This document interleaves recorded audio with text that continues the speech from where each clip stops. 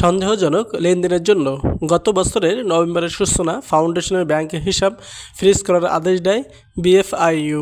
ক্ষমতাচ্যুত সাবেক প্রধানমন্ত্রী শেখ হাসিনার মেয়ে সাইমা ওয়াজেদ পুতুলের প্রতিষ্ঠিত অলাভজনক সংস্থা সূচনা ফাউন্ডেশন দেশের শীর্ষস্থানীয় শিল্পীগোষ্ঠী এসএলএমও, বেক্সিমকো এবং বিশাল অঙ্কের অর্থ আত্মসাতের অভিযোগে অভিযুক্ত পিকে হালদারের কাছ থেকে কোটি কোটি টাকার অনুদান পেয়েছে। প্রশান্ত কুমার হালদার ওরফে পিকে হালদারের বিরুদ্ধে দেশের বেশ কয়েকটি আর্থিক প্রতিষ্ঠান থেকে কোটি কোটি টাকা আত্মসাতের অভিযোগ রয়েছে।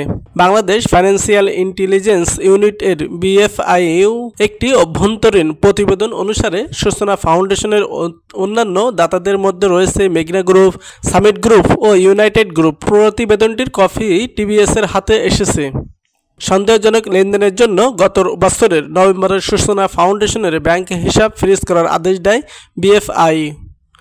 বিএফআইইউ এর প্রতিবেদন অনুসারে সূচনা ফাউন্ডেশন এখন পর্যন্ত বিভিন্ন উৎস থেকে 179 কোটি টাকা জমা হয়েছে। এর মধ্যে 114 কোটি টাকা ইতিমধ্যে খরচ হয়েছে।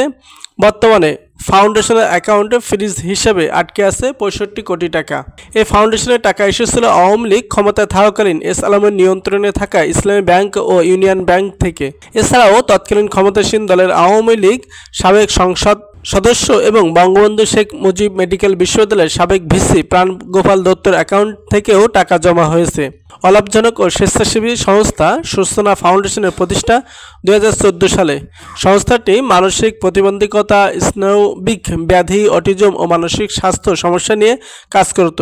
সাইমা ওয়াজেদ পুতুল এর ট্রাস্ট বোর্ডের প্রতিষ্ঠাতা ও চেয়ারপারসন। বোর্ডে ছিলেন আরও 3 ট্রাস্ট: মাজহারুল মান্নান, মোহাম্মদ শামসুজ্জামান ও জাইন বারী রিজভী। তবে দুর্নীতি দমন কমিশন দুদক বলেছে, বুধবার 29 জানুয়ারি সাইমা ওয়াজেদ পুতুলের সূচনা ফাউন্ডেশনের নিবন্ধিত ঠিকানায় গিয়ে তারা অফিসের অস্তিত্ব খুঁজে পায়নি। পুতুল বর্তমানে বিশ্ব স্বাস্থ্য সংস্থার WHO দক্ষিণ পূর্ব এশিয়ার আঞ্চলিক পরিচালক হিসেবে কর্মরত আছেন। গত 5 আগস্ট আওয়ামী লীগ সরকারের পতনের পর পুতুলের বিরুদ্ধে বেশ কয়েকটি মামলা হয়েছে।